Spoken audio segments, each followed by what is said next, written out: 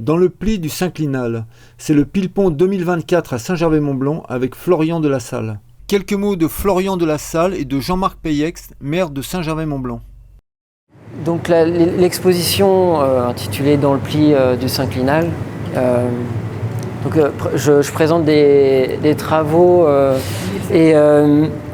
du coup ce que vous voyez ici, les pièces principales, c'est les 3 grands papiers buvards qui sont suspendus, colorés à partir d'encre noire industrielle.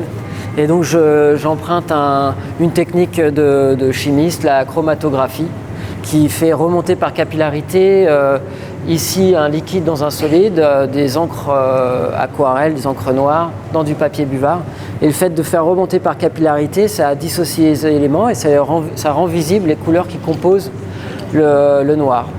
Et donc du coup, mon travail d'artiste plasticien depuis quelques années est assez préoccupé par cette technique et de recherche. Et donc du coup, là depuis, ça c'est des travaux donc récents, et depuis 1 an, j'expérimente sur des grands papiers buvards de cette taille, qui sont en fait les rouleaux en entier de 2 mètres par 45 mètres.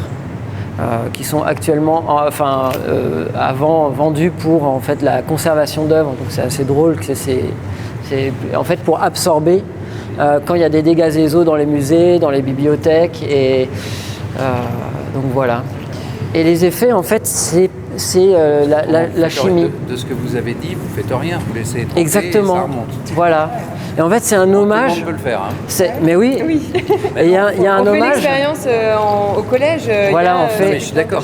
Mais pour arrêter, pour faire les. Ouais. En fait, la seule différence, c'est que moi, je vais au bout de cette idée, d'essayer. C'est la seule différence entre les artistes et.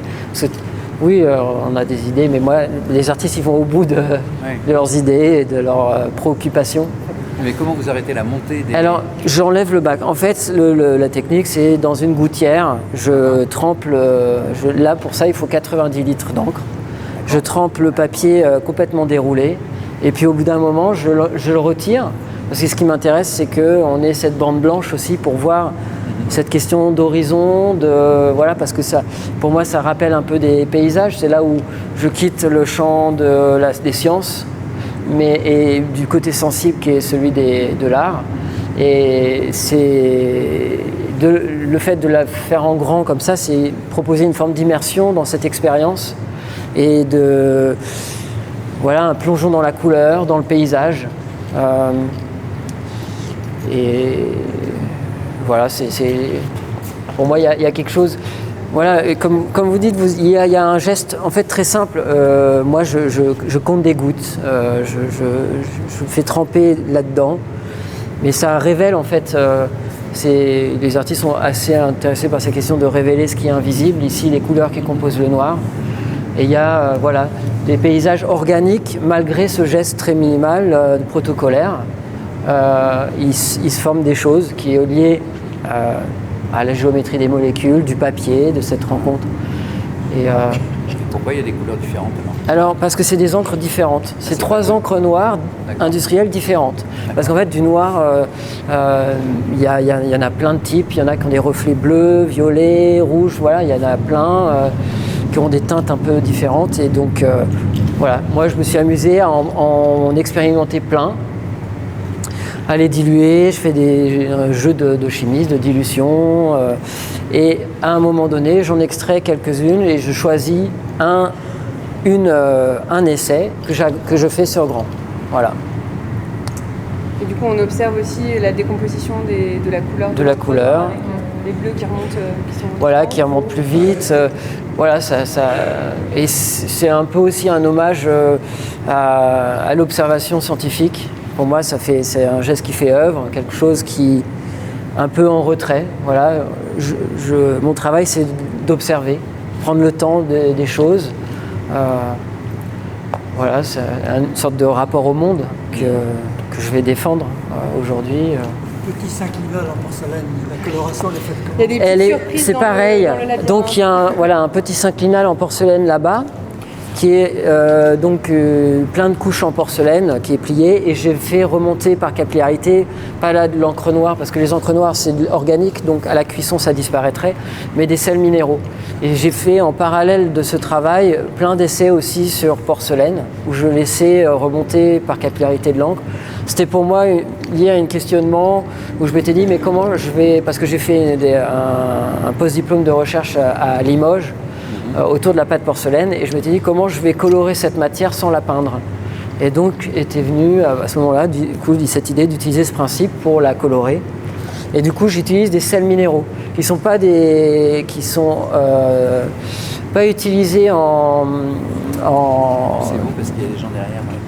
qui sont pas utilisés par les céramistes habituellement, parce que en fait les sels minéraux c'est pas de la couleur pour la céramique, sauf que quand on les cuit, les sels minéraux se transforment en oxyde et deviennent de la couleur. Donc c'était parfait, en les cuisant ça devenait de la couleur pour la céramique.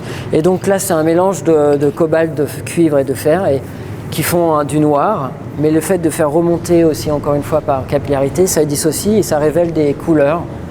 Donc elle est de ce côté au sol. Les couleurs qu'on retrouve aussi dans la roche, en montagne. Voilà, c'est ça, les éléments qu'on peut trouver, les rouges du fer qu'on peut voir sur les falaises. Voilà, j'en parle un peu.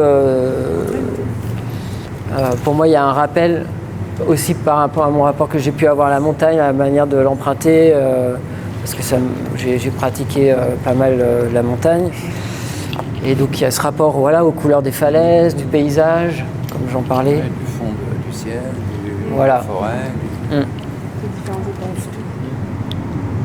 Un petit mot sur le son. Le son, c'est une prise de son que j'ai fait ici, où on entend naturellement, on entend déjà très fort Les meilleures conditions que certaines années. le torrent. Et donc j'ai fait cette prise de son et je l'ai rediffusée un peu plus fort pour qu'il y ait une amplification, et je l'ai un peu étiré. C'est pour ça qu'il est un peu plus grave. J'ai réalisé ça. Il y a le château de Waron, qui est un très très beau monument du patrimoine en France. Le directeur m'a prêté le comble du château en hiver, où j'ai fait une résidence là-bas pour pouvoir le réaliser. Et le comble, il fait 60 mètres de long par 6 mètres de large. Donc c'est très grand. Et pour faire cette pièce, voilà, je lui ai demandé qu'il me prête son espace pour réaliser les papiers.